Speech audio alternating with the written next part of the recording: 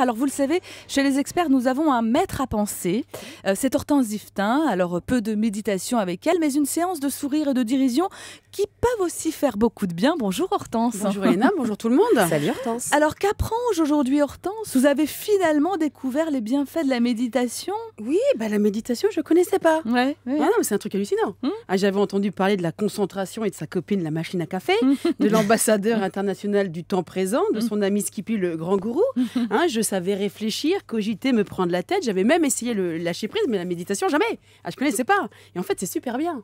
Et puis ça fait plein de choses, la méditation, contrairement à celui qui médite. Parce que quand on médite, on ne fait pas grand-chose à part méditer. Mais pas grand-chose extérieurement, pas là, j'entends. Parce qu'intérieurement, c'est un truc de fou. On se retrouve avec soi-même. Et quand je me retrouve avec moi-même, je dois dire que c'est pas triste. On est nombreux. On est beaucoup. Non, surtout quand j'ai un petit peu bu. Enfin bref. Alors, non, mais il se passe plein de bouleversements. Alors pour le travail, rien de mieux qu'une petite méditation pour se sentir compétent.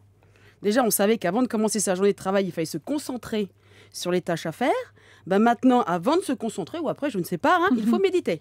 Alors, j'imagine la vendeuse dans sa boutique qui médite, puis après qui se concentre sur ce qu'elle va vendre, et puis qui finit par se faire virer. Beaucoup trop long, la mise en route. Alors, pour la douleur aussi, j'ai appris un truc très intéressant.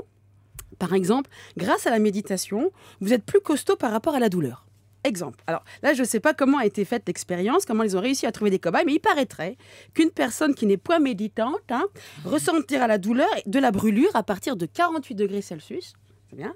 Le méditant, lui, ressentira la douleur à partir de 50 degrés Celsius. C'est magnifique. 48, 2 degrés de différence. Ouais, ça peut être utile si on est fakir et qu'on aime marcher sur les braises ou je sais pas, pour les pompiers. Alors, pour la santé, il paraît aussi que la méditation est bonne contre le vieillissement du cerveau.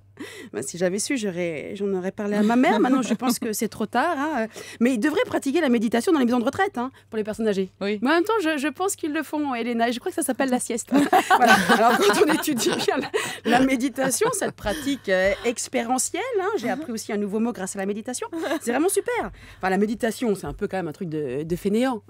Je veux dire, se poser... Je crois que nos experts sont trop contents d'écouter vos chroniques. Oui, voilà, moi j'ai tout lu. Se poser, ressentir, observer, laisser être, se faire éclabousser de soleil et consommer des bouffées de bonheur.